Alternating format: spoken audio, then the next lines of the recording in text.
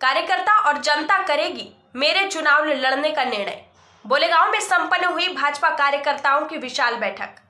भाजपा की प्रथम सूची में लांजे से पार्टी प्रत्याशी के रूप में राजकुमार कर्राहे का नाम आने से पूर्व विधायक रमेश भट्टेरे और उनके समर्थकों की नाराजगी थमने का नाम नहीं ले रही है, जिसके बाद से लगातार उनके द्वारा प्रत्याशी का विरोध भी खुलकर किया जा रहा है। वहीं रमेश भट्टेरे समर्थकों को यह उम्मीद थी कि आचार संहिता लगने के पूर्व टिकट परिवर्तन होगा, परंतु ऐसा नहीं हुआ, जिससे उनके संगठन के प्रति नाराजगी और बढ़ चुकी है और कार्यकर्ता भी किसी भी कीमत पर पूर्व विधायक को चुनावी मैदान में उतारना चाहते हैं, जिसके परिणाम स्वरूप विगत 9 अक्टूबर को लांजे के सुभाष चौक में आयोजित विजय संपर्क महाजनसंपर्क यात्रा में पहुंचे केंद्रीय मंत्री प्रहलाद सिंह पटेल के मंच से भी क्षेत्र की 90% भाजपा गायब रही। इसके पूर्व मुख्यमंत्री शिवराज सिंह चौहान जी द्वारा समझाइश के बाद भी पूर्व विधायक रमेश भट्टेरे मानने को तैयार नहीं है। उनका कहना है कि मैं हमेशा से ही सेवक रहा हूं, सेवक हूं और सेवक ही रहूंगा और लांजी विधानसभा क्षेत्र की 2 लाख से अधिक जनता एवं भाजपा कार्यकर्ता ही मेरे राजनीतिक जीवन का मार्ग प्रशस्त करेंगे।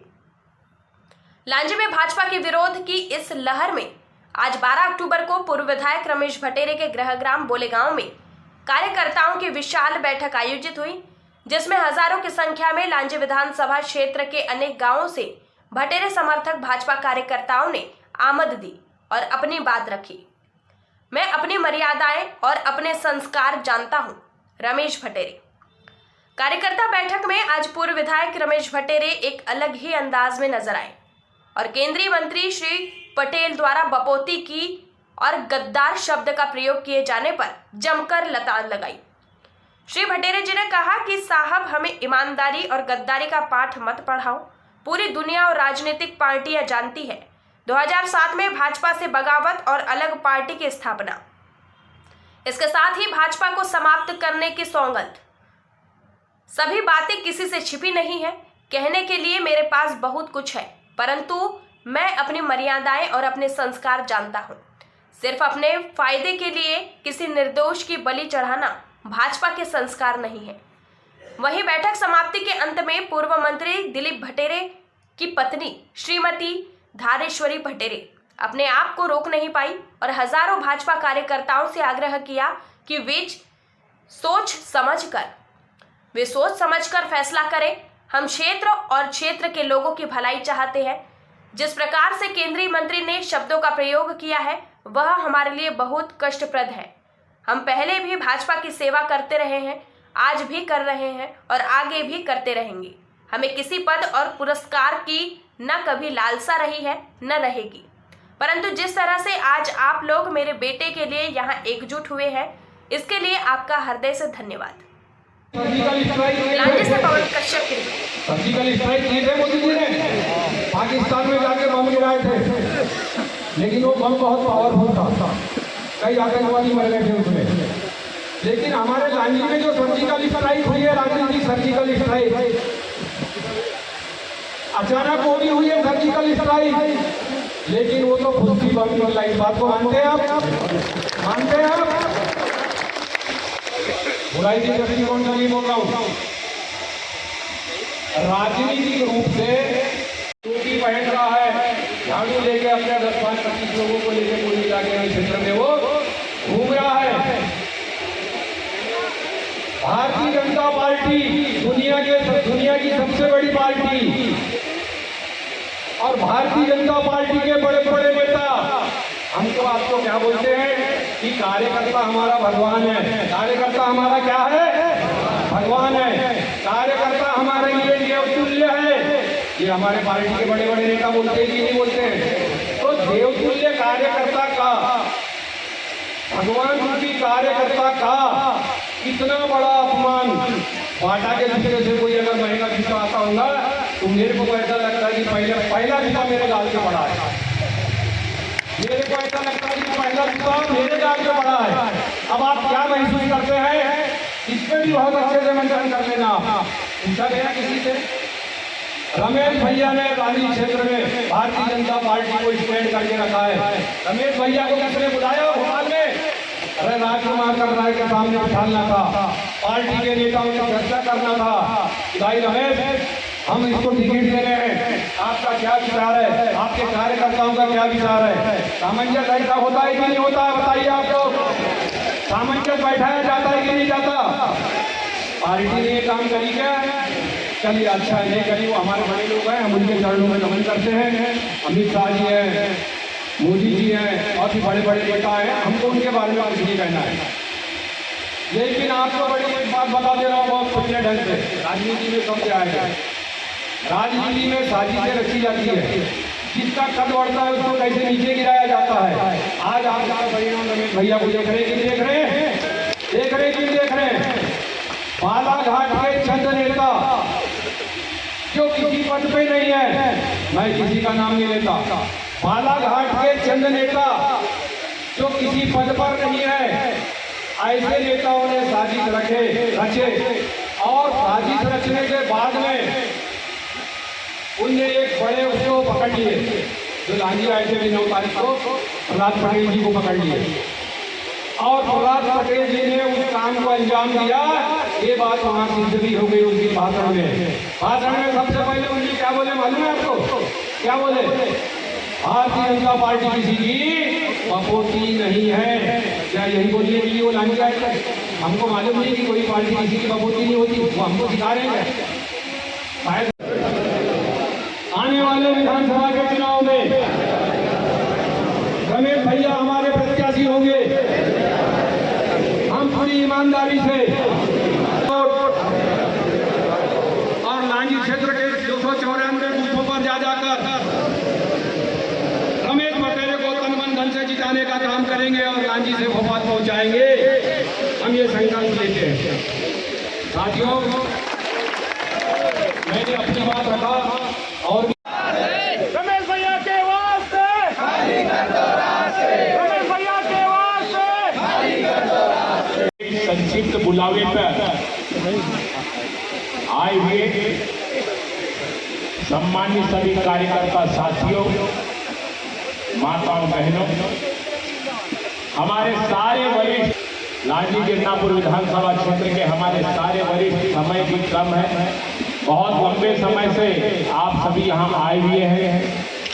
सभी वरिष्ठ यहाँ आदरणीय बैठे हैं। मेरे बाद आदरणीय निराला चाचा आप सभी को आशीर्वचन भी प्रदान करेंगे, वो भी हमारे बीच बैठे हुए हैं। मैं आए हुए हमारे सभी कार्यकर्ता मित्रों, आप सभी का हार्दिक स्वागत करता हूँ, वंदन करता हूँ, अभिनंदन करता हूँ। आप सभी को प्रणाम और नमस्कार। तो घमंड तो रावण का भी नहीं रहा है, हम तो इंसान है साहब। कार्यकर्ता के बिना दुनिया में कोई नेता चुनाव नहीं जीत सकता। अरे जनता चुनाव नहीं जिताती। एक एक घर में जाके जब कार्यकर्ता हाथ जोड़ता है, पैर पड़ता है, दादा बाबा काका मामा नाना नानी करके रिश्ते जोड़ता है और तब जाके मतदान केंद्र पे पार्टी के लिए वोट डालता है। गलत कह रहा हूं? कार्यकर्ताओं की अवहेलना करना ये तो आत्महत्या करना है। लेकिन जिन्हें घमंड है, मुझे उनके बारे में कुछ नहीं। मैं सबसे कहना चाहता हूं, समय भी बहुत कम है। 17 नवंबर को मतदान।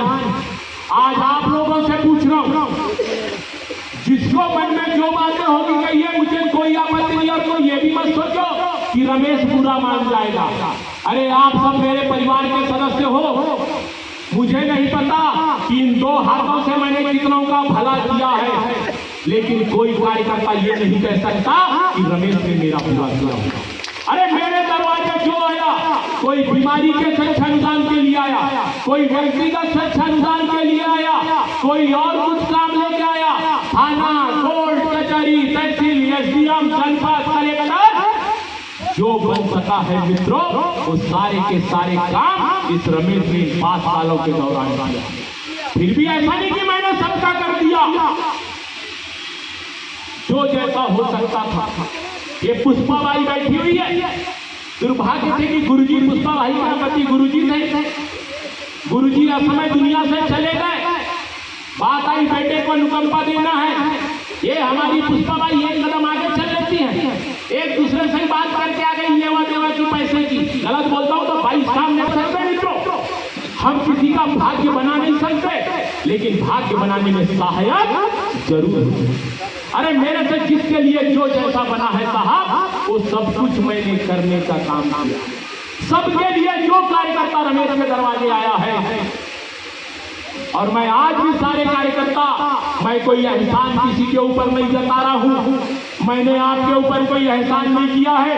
आपका प्रेम, आपका प्यार और आपके आशीर्वाद की ही ताकत थी कि रमेश आप लोगों की सेवा करने लायक बना हुआ, आप लोगों के काम आ सके इस लायक बना हुआ।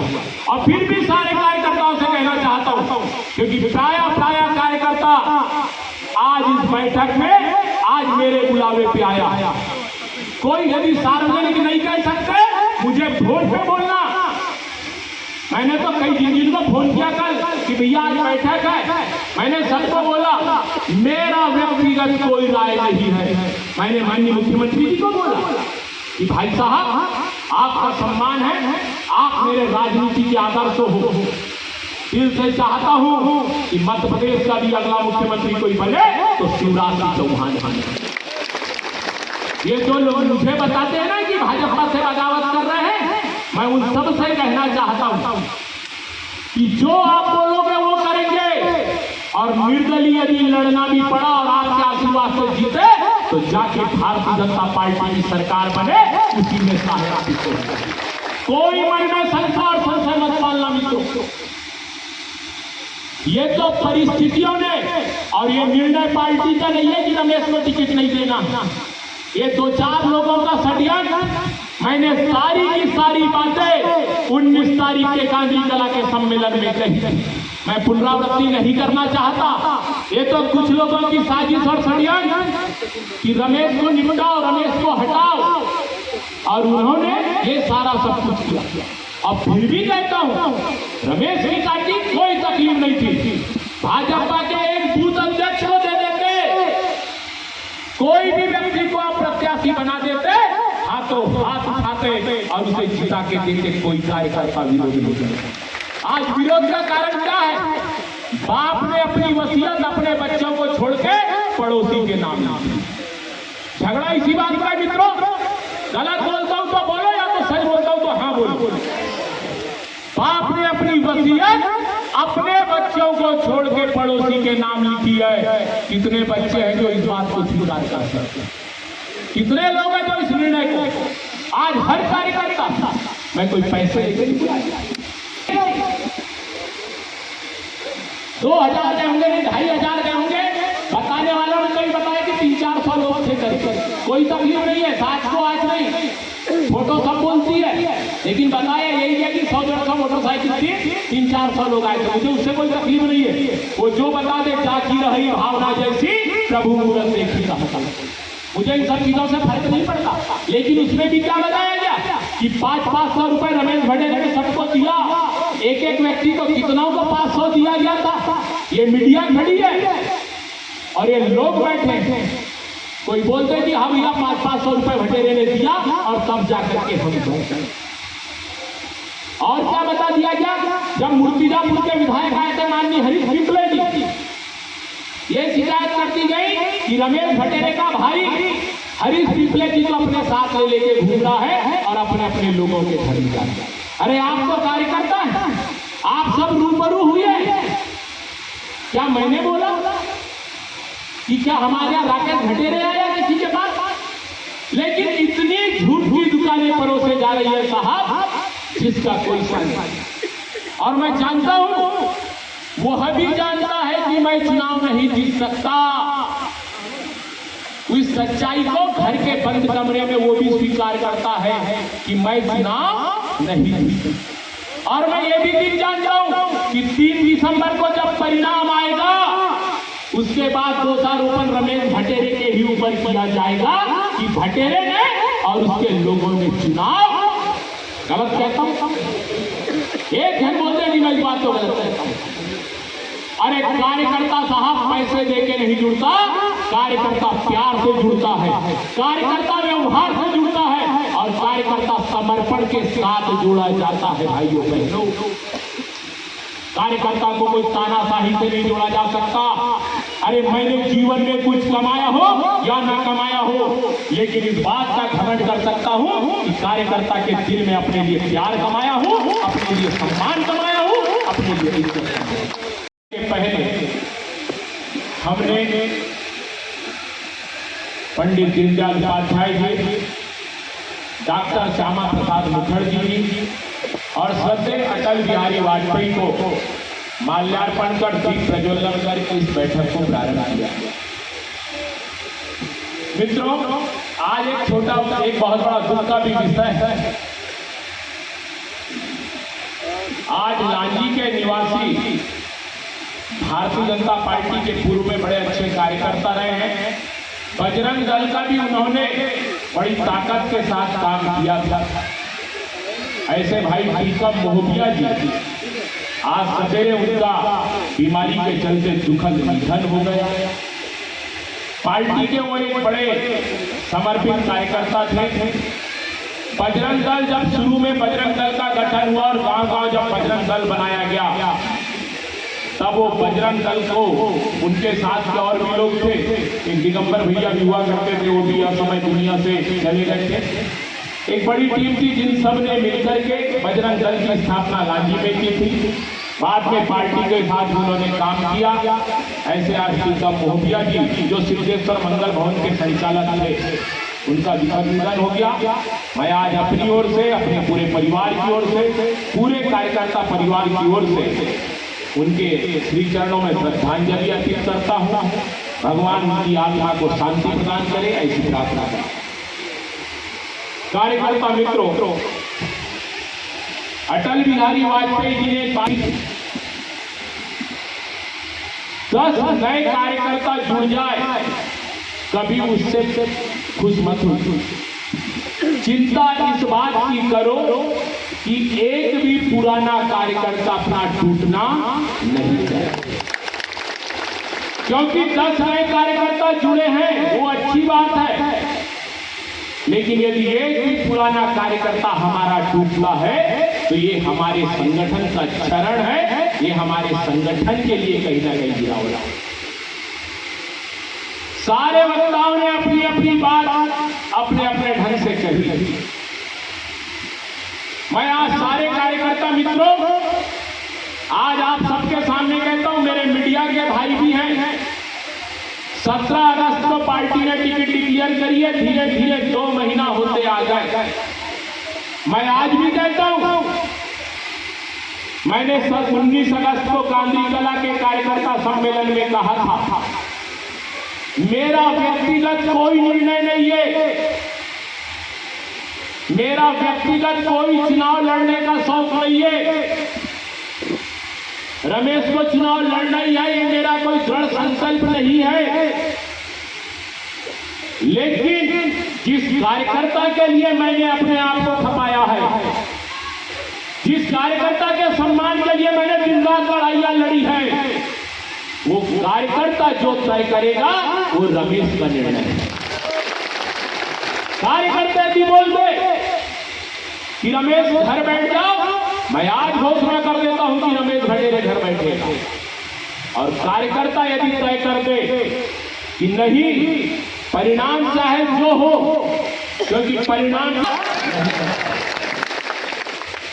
चाहे जो हो जाए मित्रों, क्योंकि मैं यह भी जानता हूं जिस व्यक्ति और जिस पार्टी के साथ, जिन लोगों के साथ इतनी बड़ी संख्या में कार्यकर्ता हो, परिणाम आज तय है, बाकी समय की इंतजार का।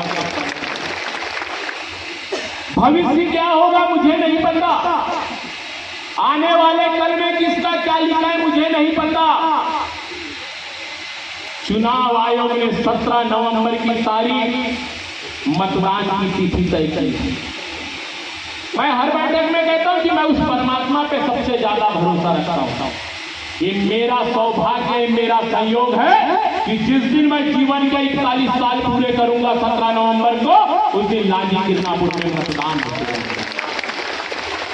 विधाता ने मुझे लिए क्या लिखा है कार्यकर्ता मित्रों, ये मैं भी नहीं जानता, मैं सारे कार्यकर्ता, क्योंकि कई फोन पे कहते हैं, कई घर पे आके कहते हैं, कोई पीठ पीछे कोई बात कहते हैं, मैं एक एक कार्यकर्ता की भावनाओं का सम्मान करूंगा। गाड़ी में ढुला के लाई हुई भीड़ नहीं है साहबे, गांव गांव मैंने गाड़ियां नहीं भिजवाया था कि आओ आज बैठक है। ये तो व्हाट्सएप पे सूचना गई, फोन पे सूचना गई, एक से दूसरे को गई, दूसरे से चौथे को गई, और उस कारण से आज ये जनसैलाब कार्यकर्ताओं का यहाँ कोई भीड़ नहीं है इस परिसर से। माननीय प्रहलाद पटेल जी आए, आज सारी बातें खुल के कहना चाहता हूं। मैं माननीय प्रहलाद पटेल जी से मिलने दिल्ली गया था। अरे हमारे घर तो दुश्मन भी आ जाए ना तो हम उससे चाय और पानी के लिए भी पूछते हैं। गलत कह रहा हूं भाई? हमारे मन में चाहे जो हो, लेकिन दुश्मन भी घर में आएगा तो भाई घर चल के आया तो पानी पी लो, चाय पूछता है, जो है सो है। कार्यकर्ता मित्रों, मैं भी बीच में दिल्ली था, प्रहलाद पटेल जी के घर मिलने के लिए उनके बंगले पे गया था। जो व्यवहार उन्होंने मेरे साथ किया, मुझे राजनीति छोड़ना पसंद है, लेकिन प्रहलाद जैसे व्यक्ति को अपना नेता मानना पसंद है। इतना दुर्व्यवहार मेरे साथ, गौरी शंकर बिसेन जी के बारे में इतने सारे अपशब्द कि मैं सार्वजनिक मंचों से बता नहीं सकता। और मुझे बेईमान बताने वालों और रमेश की बपोती नहीं है बताने वालों, सबसे कहता हूं कि रमेश की बपोती होती ना तो 2007 का नगाड़ा आज भाजपा के लिए नहीं आया होता। झाड़ू छाप वाला व्यक्ति भाजपा के सबका प्रत्याशी नहीं होता। पार्टी किसी की बपोती नहीं है, किसी के घर से पार्टी नहीं चलती। अरे आज चुनाव है, कई आएंगे, कई नेता आएंगे कि तुम संगठन के हो, तुम पार्टी के हो, पार्टी हमारी माँ है, हम भी माँ मानते। आज बालाघाट के कुछ लोग कहते हैं कि जो लोग पार्टी को माँ बताते थे आज बतिया उधेड़ रहे हैं। मैं उनसे भी कहना चाहता हूं, रमेश का नार भी भाजपा ने गढ़ा है और रमेश का कफन भी भाजपा का होगा, इससे मुझे कोई नहीं। अरे पार्टी से निकाल दो, मंजूर है। कार्यकर्ता भाव मेरा कोई खत्म नहीं कर सकता साहब। 10 साल से बिना पद के इस लांजी क्षेत्र के गांव गांव में भाजपा का झंडा गाड़ा। 82 सरपंच इस लांजी विधानसभा क्षेत्र में भारतीय जनता पार्टी की रीति नीति से प्रभावित हुए।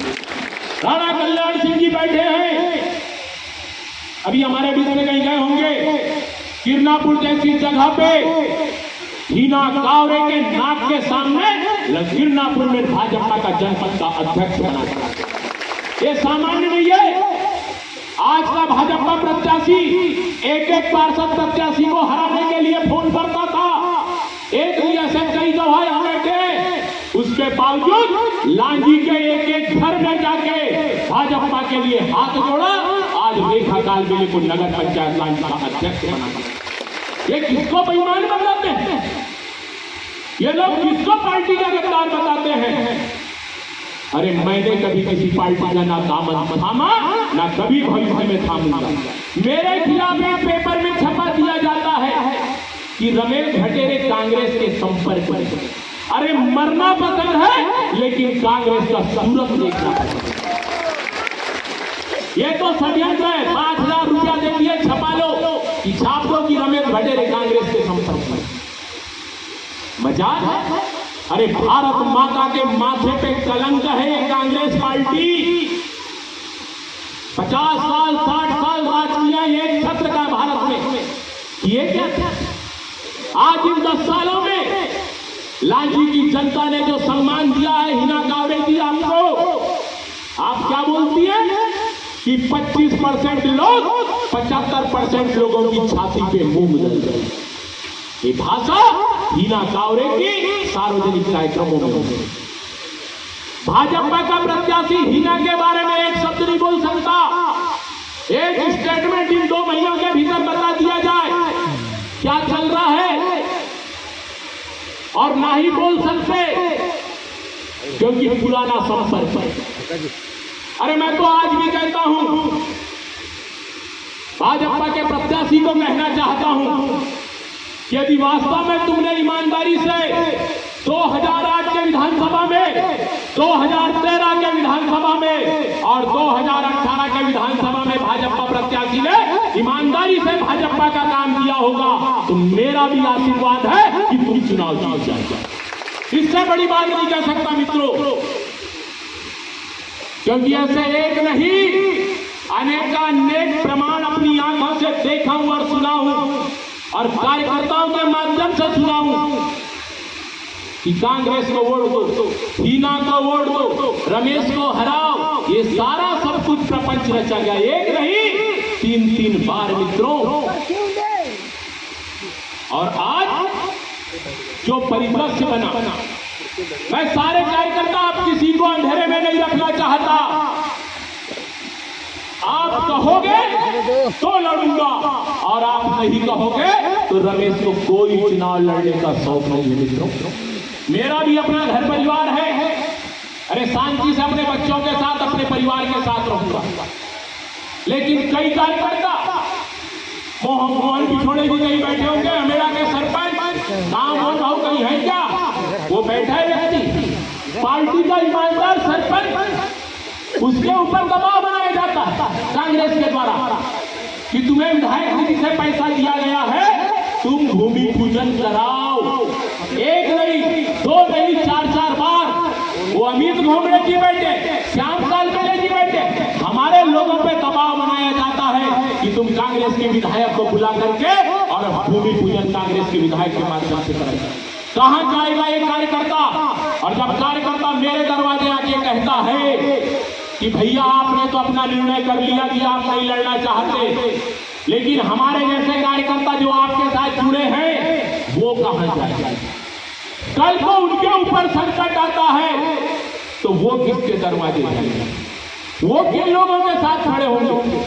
और एक बात आप सबसे कहना चाहता हूं, जिस इंसान ने एक बार धोखा दे दिया, ये तय मान के चलना कि भविष्य में इस बात की कोई गारंटी नहीं है कि वो दोबारा धोखा देगा कि नहीं।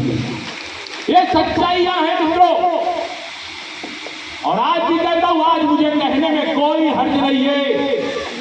दुर्भाग्य से यदि मध्य प्रदेश में कांग्रेस की सरकार बन गई तो यही व्यक्ति जो आज भाजपा का प्रत्याशी है, आज मेरी भविष्यवाणी लिख के रख लो, कल भी बहुत लोगों को बोला हूं, यही व्यक्ति जाकर के कांग्रेस पार्टी ज्वाइन कर लेगा अपना स्वार्थ साधने के लिए, अपना हित साधने के लिए, क्योंकि मेरे से करीब से कोई नहीं जान सकता।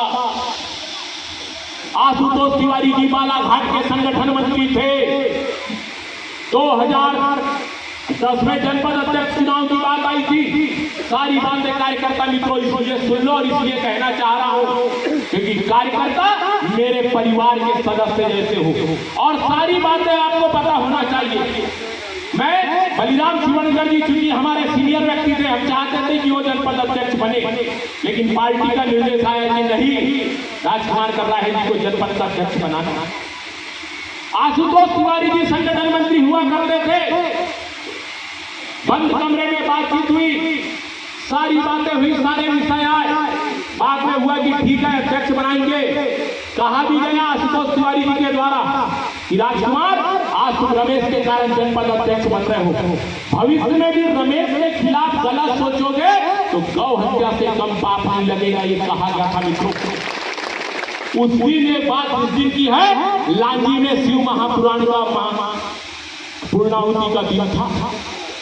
आशुतोष जी ने ये बात कह के गए थे। बाद में क्या होता? 2013 मेरे साथ धोखा, 2018 में तो पार्टी छोड़ दी गई। मैंने सारे केंद्रीय नेतृत्व को इस 2 महीने में कहा है साहब, मुझे प्रत्याशी नहीं बनाया गया, मुझे कोई इस बात का दुख नहीं, लेकिन पार्टी के किसी ईमानदार कार्यकर्ता को बनाते, जो व्यक्ति पार्टी के लिए दिन रात मरता हो, उसमें से आप किसी को भी बनाते, रमेश उसका चुनाव संचालक होता, उसके प्रचार की कमान संभालता। ये सही है कि रमेश की बपोती नहीं है कि रमेश को ही प्रत्याशी होना चाहिए, लेकिन इसका मतलब ये थोड़े ना है कि तुम किसी भी भगोड़े व्यक्ति को, जो व्यक्ति हमारा परिवार छोड़ के चला गया हो, हम उस व्यक्ति को जो है अपना उम्मीदवार बना ले। अरे जिसकी आत्मा गवाही देती होगी बना लो, मुझे कोई आपत्ति नहीं है। मैं किसी को बात नहीं करता मैं किसी पे कोई दबाव नहीं रखना चाहता। आज तक कोई कार्यकर्ता मुझे ये नहीं कह सकता, चाहे मेरा कितना भी करीब क्यों ना रहा हो, कि मैंने उसे ये बोला हो कि नहीं तेरे को मेरे ही साथ रहना है, उसके साथ नहीं जाएगा। ऐसा कोई कार्यकर्ता मुझे आज भी नहीं कह सकता मित्रों, क्योंकि मैंने सबसे कहा है आप स्वतंत्र हैं, अपना निर्णय लेने स्वतंत्र हैं। आज तो चुनाव है, कई आएंगे, जिसके घर में जब कमी होती है ना तो सहानुभूति देने के बाद ना कोई पलट के जाके नहीं देखता कि वो मर रहा है कि बच रहा है कि उसका परिवार कैसे चल रहा है। आता है कोई एक आदमी बता दो मित्रों, आज चुनाव, सारे बड़े नेता हैं, हम सबका सम्मान करते हैं, जो हमारा सम्मान करेगा हम उसका सम्मान करेंगे। बोला था मेरे, जिन्होंने भारतीय जनता पार्टी के लिए अपना घर से तन और मन और धन सारी चीज झारखंड हम तो सौ हैं, हम उसकी नहीं सुनना चाहते। और सबसे बड़ी बात मैं कहना चाहता हूँ, जहाँ कार्यकर्ता का सम्मान नहीं, जहाँ पार्टी का सम्मान नहीं, वहाँ पर रहना भी मेरे को अपने मैंने रमेश भैया को बोला, रमेश भैया एक समय की बात थी, कांग्रेस में सिद्धू को एरोप्लेन में बैठा के लिया था कमलनाथ में और गाड़ी में बैठाया था और घाटा में छोड़ दिया था। मैंने कहा कहीं ऐसा तो नहीं हुआ कि रमेश भैया आपको प्रधानमंत्री जी कोई और बड़ा नेता है और एरोप्लेन में बैठा है और आपको और कोई लालच देते कि आपको भैया निगम अध्यक्ष बना देंगे। मैंने कहा कि आपको बना देंगे, पर मेरी बात सुन लो, राज पार्टी छोड़ता हूँ, मेरे को पार्टी में कोई लेना देना नहीं, आपको खड़ा होना पड़ेगा, आपको मैं साथ दूंगा और जितने भी मेरे हितैषी हैं उनके पैर पकड़ कर कहूंगा कि लालजी की लाज रखना है, लालजी का सम्मान रखना है और मध्य प्रदेश से भाजपा सरकार में साथ देना है तो रमेश पटेल को साथ देना पड़ेगा। मैं चाहता अपनी बात का नेता जय हिंद।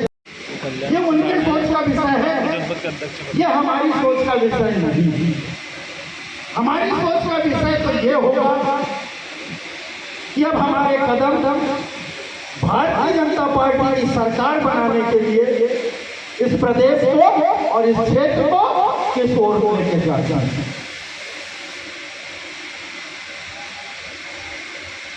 दिया जलाने का सलीका ही नहीं आया, दिया जलाने का सलीका ही नहीं आया, लोग हवाओं को दोष देते।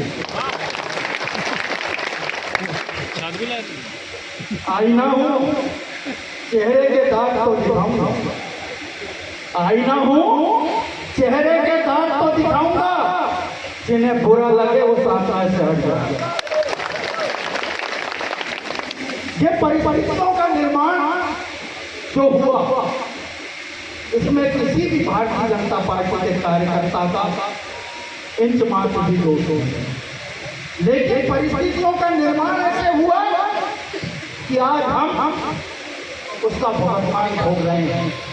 हमारा हर कार्यकर्ता, निष्ठावान कार्यकर्ता, हम नौजवानों पर जिनका आशीर्वाद सदैव बना रहता था, ऐसे हमारे बुजुर्ग जिन्होंने हमको भारतीय जनता पार्टी में लाकर राष्ट्र सेवा का संकल्प दिलाया, आज वो भी चिंतित हैं। सेनापति हमारा नहीं होगा तब तक नई सेना की भर्ती भी प्रारंभ नहीं होगी। इसलिए हमको